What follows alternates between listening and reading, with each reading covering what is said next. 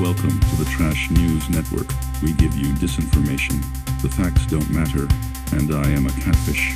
Now here is your host of the fake news, Angela Kim. Hello and welcome to the Trash News Network. My name is Angela Kim. We begin the night with the President of France, Emmanuel Macron. The Sun recorded him disembarking from the plane when his transgender wife, Brigitte Macron, shoves him in the face. He waves to the cameras when he noticed the press recording them. Emmanuel offers his arm to his transgender wife. She refuses his help, and they disembark the plane in an awkward descent. What caused this lover's spat? Could it be that Emmanuel has a cocaine problem? Could you be wondering why I say Brigitte Macron is Emmanuel Macron's transgender wife? Candace Owens seems to think that Brigitte Macron was born a man. Candace Owens making her case about Brigitte being a transgender woman. Their theory is that Brigitte Macron was actually born Jean-Michel Trogneau. How do we know Emmanuel may have a cocaine problem? Well, he was on a train coming from Kiev recently doing a press junket with the Prime Minister of the UK and the Chancellor of Germany. In the middle of the table is a baggie of some sort of white stuff. They claim it is a tissue that puts in his pocket. But why do you need to be sneaky about it, Mr. Macron? Both the shove and the cocaine are now being blamed on Russian disinformation and AI deepfakes. Speaking of domestic abuse, Elon Musk and Donald Trump seem to be having a lover's quarrel. Elon made an appearance in the Oval Office sporting a big shiner. When he was asked what happened, this was his response. Hey, what happened to your eye? I noticed there was a bruise there. Well, it wasn't, I wasn't anywhere near France. Elon, you jerk. You jumped my joke. So, I was just horsing around with Lil X, and I said, go ahead, punch me in the face, and he did. Trump and Musk seemed to be getting along in the Oval Office. Things seemed amicable. Trump even gave Elon a gold key for his service. I have given it to some, but it goes to very special people, and I thought I'd give it to Elon. I have no idea what happened between the Oval Office and this interview with Brian Tyler Cohen, but it looks like someone murdered a litter of puppies in front of Musk. I would say his firstborn child, but apparently he only talks to a few of his millions of children. I noticed that all of your businesses involve a lot of components, a lot of parts. Do the tariffs and the trade wars affect any of this? Tariffs always affect things a little bit. Aw, is Musk going to cry?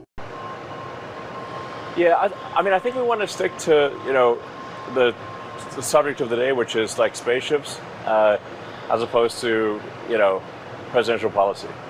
Oh, okay. Yeah. I was told anything's good, but... No. Well, that interview was awkward. Since Elon was doge from the White House, I think he might be going through the 5 stages of grief. First stage of grief, acceptance. He accepted a gold key from Donald. Second stage of grief, depression, as we saw in the interview with Brian Tyler Cohen. Stage 3 of grief, anger. Elon in stage 3 of grief tweeted at Donald, I'm sorry, but I just can't stand it anymore. This massive, outrageous, pork-filled congressional spending bill is a disgusting abomination. Shame on those who voted for it. You know you did wrong. You know it. Of course, Donald Trump couldn't let sleeping dogs lie. He fired back on Truth Social to Elon. Elon was wearing thin. I asked him to leave.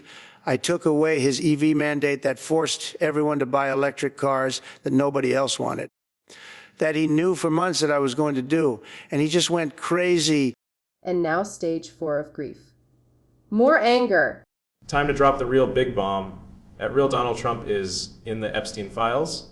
That is the real reason they have not been made public. Have a nice day, DJT.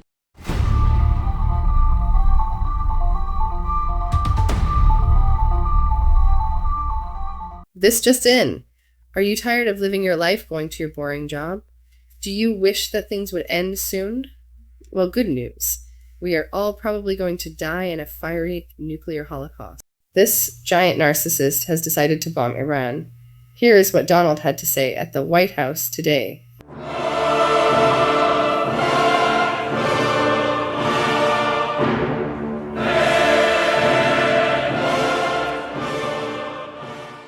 Thank you very much. A short time ago, the U.S. military carried out massive precision strikes on the 3 key nuclear facilities in the Iranian regime, Fordow, Natanz, and Esfahan. Everybody heard those names for years as they built this horribly destructive enterprise. Our objective was the destruction of Iran's nuclear enrichment capacity and a stop to the nuclear threat posed by the world's #1 state sponsor of terror. Tonight, I can report to the world that the strikes were a spectacular military success. Iran's key nuclear enrichment facilities have been completely and totally obliterated. Iran, the bully of the Middle East, must now make peace. If they do not, future attacks will be far greater and a lot easier. For 40 years, Iran has been saying death to America, death to Israel. They have been killing our people, blowing off their arms, blowing off their legs with roadside bombs. That was their specialty. We lost over 1,000 people, and hundreds of thousands throughout the Middle East and around the world have died as a direct result of their hate. In particular, so many were killed by their general, Qasem Soleimani. I decided a long time ago that I would not let this happen. It will not continue. I want to thank and congratulate Prime Minister Bibi Netanyahu. We worked as a team like perhaps no team has ever worked before. And we've gone a long way to erasing this horrible threat to Israel. I want to thank the Israeli military for the wonderful job they've done. And most importantly, I want to congratulate the great American patriots who flew those magnificent machines tonight, and all of the United States military on an operation the likes of which the world has not seen in many, many decades. Hopefully, we will no longer need their services in this capacity. I hope that's so. I also want to congratulate the chairman of the Joint Chiefs of Staff, General Dan Raisin-Kane, spectacular general, and all of the brilliant military minds involved in this attack. With all of that being said, this cannot continue. There will be either peace or there will be tragedy for Iran far greater than we have witnessed over the last 8 days. Remember, there are many targets left. Tonight's was the most difficult of them all, by far, and perhaps the most lethal. But if peace does not come quickly, we will go after those other targets with precision, speed, and skill. Most of them can be taken out in a matter of minutes. There's no military in the world that could have done what we did tonight, not even close. There has never been a military that could do what took place just a little while ago. Tomorrow, General Kane, Secretary of Defense, Pete Hegseth will have a press conference at 8 a.m. at the Pentagon. And I want to just thank everybody, and in particular, God.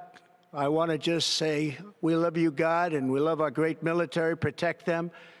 God bless the Middle East. God bless Israel. And God bless America. Thank you very much. Thank you. Can we get any more toxic masculinity in one image? So, how did we get to this point? On the brink of nuclear annihilation? Let's get on board of the way back machine and see the infancy of this moment. The Iraqi regime possesses biological and chemical weapons. Oops, sorry, that was the wrong footage. I'll play the proper clip now. Weapons of mass destruction. Weapons of mass destruction. Weapons of mass death. The intelligence that we were operating off was correct. Oh, silly me. I did it again. What is wrong with me? If someone is waiting for a so-called smoking gun, it's certain that we will have waited too long. We don't want the smoking gun to be a mushroom cloud. We cannot wait for the final proof. The smoking gun that could come in the form of a mushroom cloud.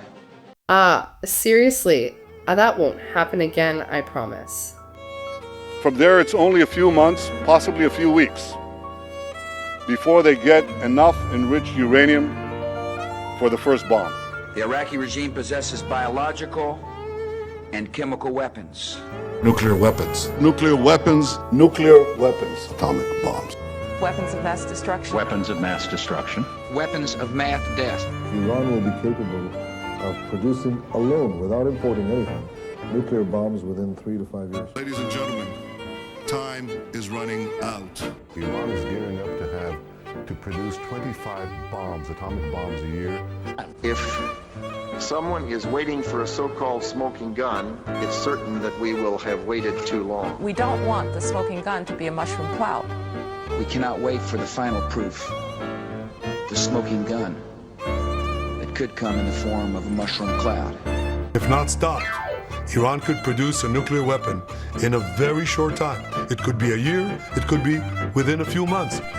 Are there any other nations that you would recommend that the United States launch preemptive attacks upon at this point?